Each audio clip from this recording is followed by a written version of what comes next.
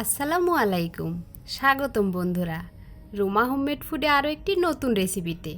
আজ আমি আপনাদের মাঝে হাজির হয়েছি পটলের একটি রেসিপি নিয়ে। পটল সবসময় ঝোল, চচ্চড়ি কিংবা ভাজা একইভাবে খেতে ভালো লাগে না, তাই আমি যখন হাতের কাছে যে মাছ পাই সেটা দিয়েই পটলের দোরমা বানিয়ে ফেলি। আজ আমি সিলভার কাপ মাছ দিয়ে আপনাদের পটলের দোরমা বানিয়ে দেখাবো। এটার স্বাদ কিন্তু বেশ ভালোই হয়, আপনারা চাইলে একবার বানিয়ে দেখতে পারেন। চলুন তাহলে রেসিপিতে ফিরি। এখানে আমি পটলের দোরমা বানানোর জন্য কয়েকটি পটল নিয়েছি। এই পটলগুলো এখন আমি খোসাগুলো ছাড়িয়ে নেব।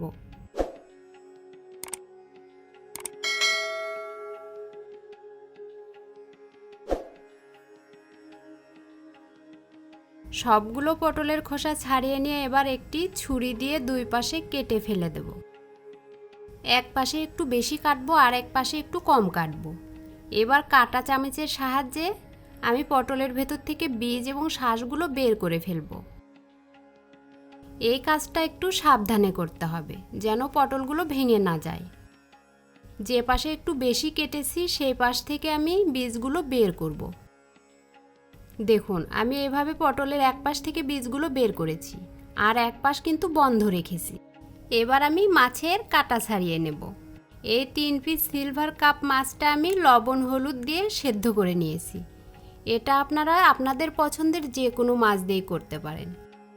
এবার খুব ভালো করে মাছের কাঁটাগুলো ছাড়িয়ে নেব। কাঁটাগুলো ভালোভাবে ছাড়ানো না হলে কিন্তু খাবার সময় গলায় আটকাতে পারে। কাঁটা বেছে নেওয়া মাছে এবার দেব হাফ চামচ লবণ, হাফ চামচ হলুদ গুঁড়া, হাফ চামচ মরিচ গুঁড়া, হাফ চামচ জিরা গুঁড়া। এবার হাত দিয়ে সব কিছু ভালোভাবে মিশিয়ে নেব।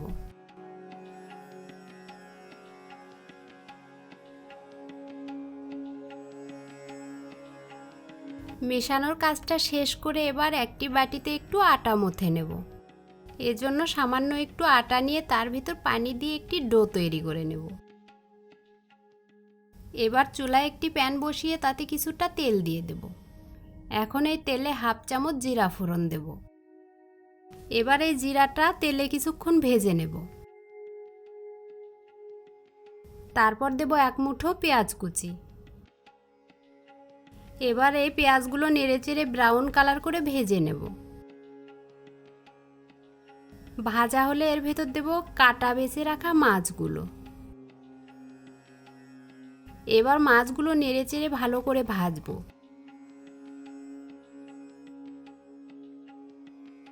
এখন এ পর্যায়ে এর ভেতর দেব 1 চামচ আদা রসুন বাটা।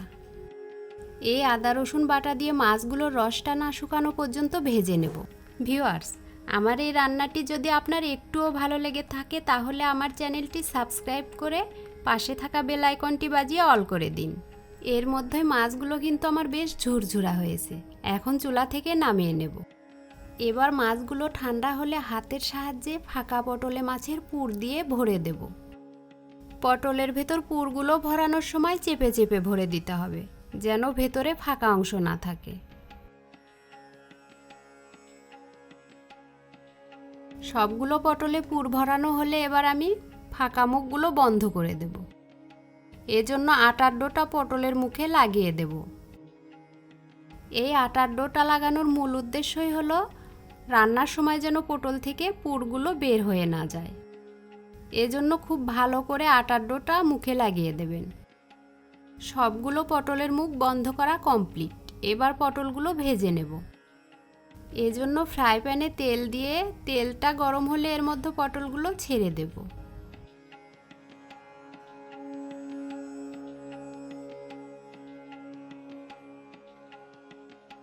তারপর পটলগুলো নেড়েচেড়ে একটু ভেজে নেব। পটলে ভাজা ভাজা একটা স্ট্রাকচার চলে এলে এবার পটলগুলো আমি নামিয়ে ফেলব। তারপর তেলগুলো কমিয়ে নিয়ে ওই তেলেই কিছুটা পেঁয়াজ কুচি দেব। এবার পেঁয়াজটা ভেজে নিয়ে এর ভেতর দেব হাফ কাপ পেঁয়াজ বাটা। এবার দেব একটি এলাচ, এক টুকরো দারচিনি, একটি তেজপাতা। এখন পেঁয়াজটা একটু নেড়েচেড়ে এর ভেতর দেব 1 চামচ লবণ, 1 চামচ হলুদ গুঁড়া, 1 চামচ শুকনা মরিচ গুঁড়া এবং 1 চামচ জিরা গুঁড়া। এবার মশলাগুলো একটু নেড়ে চেড়ে দিয়ে এর ভেতর দেব 1 চামচ আদা রসুন বাটা। তারপর মশলাগুলো একটু কষিয়ে নিয়ে এর ভেতর দেব 1 কাপ পানি।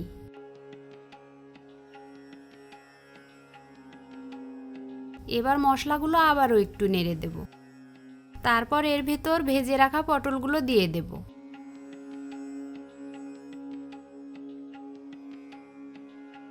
পটলগুলো দিয়ে আবারও একটু নেড়ে দিয়ে 5 মিনিট হাই হিটে রান্না করব। 5 মিনিট পর ঢাকনাটি তুলে একটু নেড়ে দেব। তারপর মিডিয়াম হিটে ঢেকে আবারও 5 মিনিট রান্না করব। মশলাগুলো মাখা মাখা হলে প্লেটে তুলে সার্ভ করব। ব্যাস তৈরি হলো আমার সিলভার কাপ মাছ দিয়ে পটলের দোরমা। যারা এভাবে কখনো পটলের দোরমা খাননি তারা একবার বানিয়ে খেয়ে দেখুন, আশা করি ভালো লাগবে। আজ তাহলে আপনাদের মাছ থেকে এখানেই বিদায় নিচ্ছি। আল্লাহ হাফেজ।